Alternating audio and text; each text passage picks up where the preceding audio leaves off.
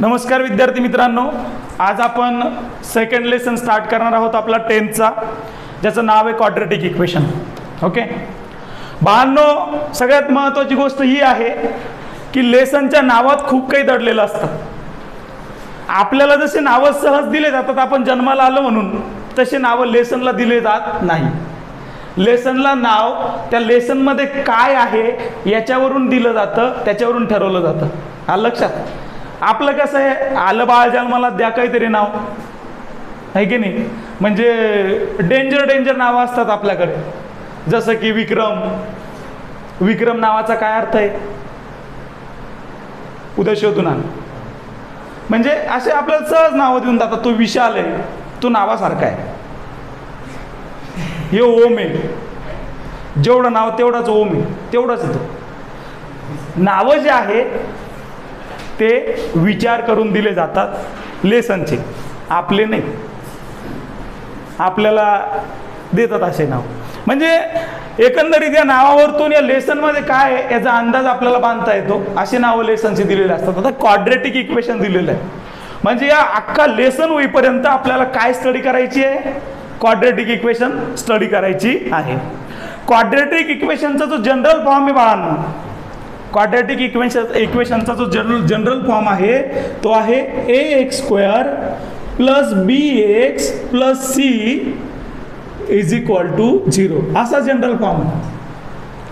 आता सगळ्यात महत्त्वाची गोष्ट ही आहे की बाबांनो, क्वाड्रेटिक इक्वेशन ओळखायची कशी? कोणत्या अल्जेब्रिक एक्सप्रेशनला क्वाड्रेटिक इक्वेशन म्हणायचं? कोणत्या अल्जेब्रिक एक्सप्रेशनला क्वाड्रेटिक इक्वेशन म्हणायचं?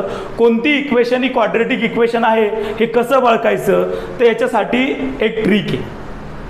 काय आहे की बाळांनो, अशी इक्वेशन ज्या इक्वेशनमध्ये हायेस्ट पॉवर जो असतो तो 2 असतो, त्या इक्वेशनला क्वाड्रेटिक इक्वेशन असं म्हणतात.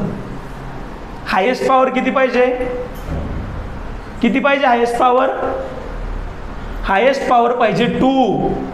इथं याचा पॉवर काही नाही, म्हणजे किती आहे? 1 आहे. या इथं व्हॅरिएबलच नाही, इथं या व्हॅरिएबलचा पॉवर 1 आहे, या व्हॅरिएबलचा पॉवर 2 आहे. मग एकंदरीत या सगळ्या इक्वेशनला जर आपण स्टडी केलं तर सगळ्यात मोठा पॉवर म्हणजे हायेस्ट पॉवर, ज्याला डिग्री म्हणतात, तो कोण आहे रे? 2 आहे. पॉवर म्हणजे डोक्यावर टेकून बसलेला नंबर. पॉवर म्हणजे व्हॅरिएबलच्या डोक्यावर बसलेला नंबर. हा लक्षात? मग हा जो नंबर हायेस्ट नंबर 2 असतो, त्या इक्वेशनला, त्या एक्सप्रेशनला क्वाड्रेटिक इक्वेशन म्हणतात. हा लक्षात? जर समजा इथे आता मी लिहिलंय 2x³ + 4x + 6 = 0. आता मला सांगायचं पॉवर काही नाही, म्हणजे किती आहे? याचा पॉवर किती आहे? एकंदरीत या इक्वेशनचा हायेस्ट पॉवर म्हणजेच काय? Degree of the equation. कशाला म्हणायचं रे? 3 आहे.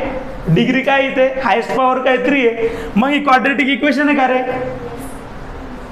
नाही आहे क्वाड्रेटिक इक्वेशन.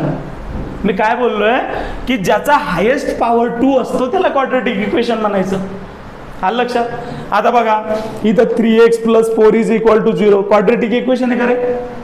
नो, कारण हायेस्ट पॉवर 1 आहे. बरोबर आहे की नाही? त्यानंतर 4x² + 3x + 3 = 0 क्वाड्रेटिक इक्वेशन आहे का रे? कारण याचा हायेस्ट पॉवर किती आहे? डिग्री किती आहे? 2 आहे. त्यानंतर मी असं काढलं x⁻⁵ + 3 = 0 क्वाड्रेटिक इक्वेशन आहे का रे? मी जर असं काढलं x⁻² + 5 = 0, मग रे ती क्वाड्रेटिक इक्वेशन आहे. आलं लक्षात? ओके.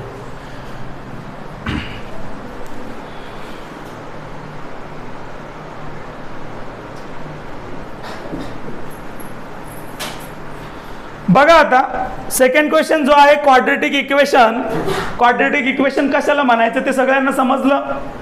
आता इथे आपल्याला प्रॅक्टिस सेट 2.1 मध्ये फर्स्ट क्वेश्चन दिलेला आहे, राईट एनी 2 क्वाड्रेटिक इक्वेशन. बाळांनो, क्वाड्रेटिक इक्वेशन म्हणजे काय? ज्याचा हायेस्ट पॉवर, ज्याची डिग्री 2 असते. ज्याचा हायेस्ट पॉवर किंवा डिग्री किती असते? 2 असते. मग असे 2 आपले इक्वेशन म्हणून लिहून टाकायचे तिथं. ज्याचा पॉवर काय पाहिजे? हायेस्ट पॉवर 2 पाहिजे. मग बघा आपण लिहू शकतो m² + 2m + 3 = 0. ही झाली फर्स्ट. सेकंड लिहू शकतो आपण x² plus 2x plus 3 is equal to 0. झालं एनी टू क्वाड्रेटिक इक्वेशन. यांचा हायेस्ट पॉवर किती 2 आहे. क्वाड्रेटिक इक्वेशन कशाला म्हणायचं, ज्यांचा हायेस्ट पॉवर किती आहे 2 आहे अशा इक्वेशनला क्वाड्रेटिक इक्वेशन म्हणायचं. ओके. आता बघा सेकंड क्वेश्चन आहे. खाली काही इक्वेशन्स आपल्याला दिलेले आहे, खाली काही अल्जेब्रिक एक्सप्रेशन्स आपल्याला दिलेले आहे आणि आपल्याला काय करायचं आहे, decide which of the following are quadratic equation. यामधले जे एक्सप्रेशन्स आहे हे क्वाड्रेटिक, कोणते कोणते एक्सप्रेशन्स, कोणत्या कोणत्या इक्वेशन या क्वाड्रेटिक इक्वेशन आहे ते आपल्याला सांगायचं आहे. सगळ्यात महत्त्वाची गोष्ट काय, हे सांगण्यासाठी पण आपल्याला काय माहिती पाहिजे, आपल्याला माहिती पाहिजे की बाबा क्वाड्रेटिक इक्वेशन म्हणजे काय. तेव्हा आपण सांगू की याच्यातल्या कोणत्या कोणत्या क्वाड्रेटिक इक्वेशन आहे. मग क्वाड्रेटिक इक्वेशन म्हणजे काय, सिंपल आहे एकदम. क्वाड्रेटिक इक्वेशन म्हणजे काय, ज्याचा हायेस्ट पॉवर काय पाहिजे 2 पाहिजे. पण हायेस्ट पॉवर 2 असूनच चालत नाही, याच्यामधला बाकीच्या टर्मचा पण जो पॉवर आहे तो होल नंबर पाहिजे. होल नंबर कुठून स्टार्ट होतात बे, 0 पासून. म्हणजे पॉवर मायनस चालणार आहे का आपल्याला, नाही. म्हणजे एखादी इक्वेशन अशी आहे फॉर एक्झाम्पल की बाबा एक्सचा power -2 plus 3x² is equal to 0, तर हिला क्वाड्रेटिक इक्वेशन म्हणू नाही शकत तुम्ही, कारण इथं एकाचा पॉवर काय येतोय. रूल असा आहे की सगळ्या व्हेरिएबलचा जो पॉवर आहे तो होल नंबर पाहिजे आणि हायेस्ट पॉवर 2 पाहिजे. होल नंबर म्हणजे काय 0, 1, 2. म्हणजे इक्वेशन मध्ये पॉवर कोण कोण येणार आहे, फक्त 0, 1 and 2. आलं लक्षात. मग बघूयात आपण आता. आणि हायेस्ट पॉवरलाच काय म्हणतात, डिग्री ऑफ द इक्वेशन.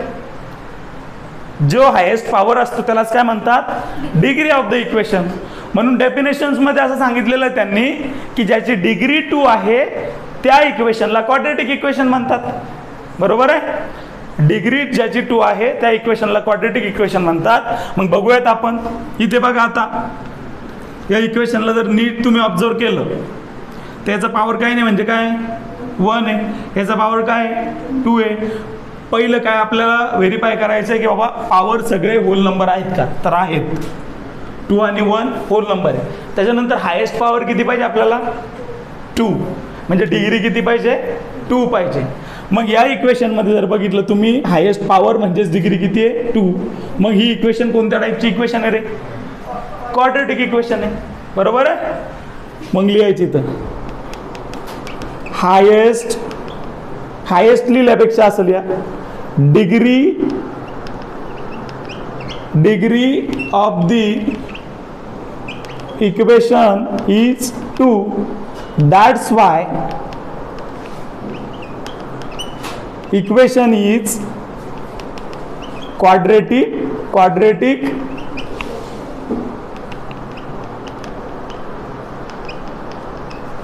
झाला आन्सर. आणि नसेल तर काय लिहायचं, degree of the equation is not 2. That's why equation is not quadratic equation.